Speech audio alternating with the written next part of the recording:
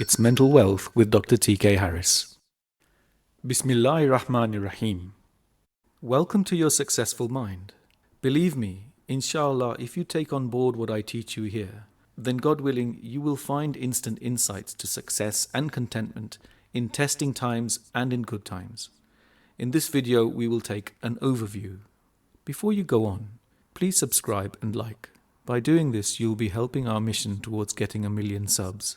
Once we do this, then we can produce all of our books and other materials free to you. My mission is eventually that all my books, which are already bestsellers thanks to God, can be downloaded for free. My wider mission has always been to be of use to the Ummah. The Arabic word for human being is insan, and the word actually comes from the verb nasiya, which means to forget. Even within this simple word, there is deep godly wisdom.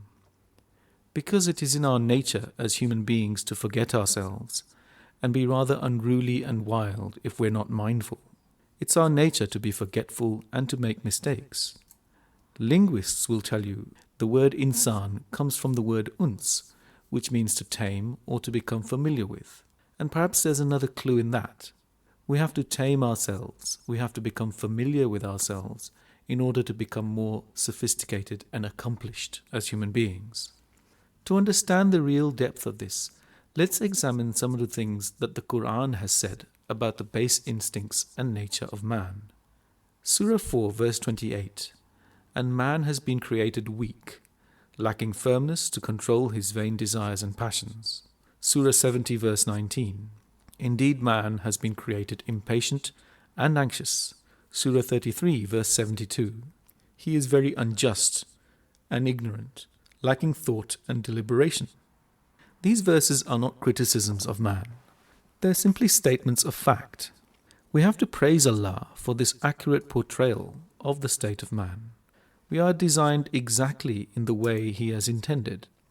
If He accepts us in this way, then we are to accept ourselves in this way too. But what are we to do to improve ourselves? Well, we've been given two other crucial things: free will and instructions. Free will is the ability to decide how we want to think about things, how we wish to be in this world. Instructions come in the form of our religion and from our higher instincts, the things that we can all agree make for a good person. All sane human beings, religious or not, are capable of having higher qualities such as morality, kindness, and compassion. Islam refines and builds on these things. It makes clear the direction in which we are to be guided. Along the way, Allah knows perfectly well that we will mess up and make mistakes and bad judgments, but He is only too ready to help us to correct ourselves, and when we do, we are forgiven the instant we ask for forgiveness and resolve to be wiser next time. You cannot be superhuman. You can only try your best to be as wise and attentive as you can in dealing with whatever circumstance or event that life throws at you. And life will throw things at you, let's face it. We must, overall, be sympathetic to our reality. We can't hope to become free from fault. In fact, that's quite arrogant. We have to spend our life to improve our behavior and to work on our faith, knowing that we are going to have these tensions and deficiencies and quirks and foibles until our very last breath. We earn Allah's pleasure and we become happy by taking the world as we find it. If you really think about this, this is the beginning of any healthy mind. Take the world as you find it. Accept the situation you face. Know that if you don't have this overwhelming need to keep changing things about you or in the world around you, you'll find it easier to exist. You are never given a burden greater than you can bear. If you feel that you're breaking up or broken, you're not. Why can I be so sure? Well, we have been guaranteed in the Quran that that's not going to happen. We have been given all we need by Allah: free will and instructions. As we go along these videos, you'll be able to appreciate this and apply yourself to life.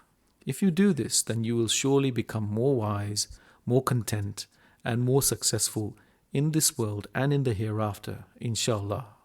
So in the next video, we will look more closely at the model by which we describe the Muslim mind, its basic parts. We'll take an overview of it. We'll talk about how your emotions, your intellect, and your wisdom and deen develop, and how they relate to each other. Please subscribe and like, and tell your friends. I look forward to seeing you in the next video. Wassalam, and thank you so much for watching.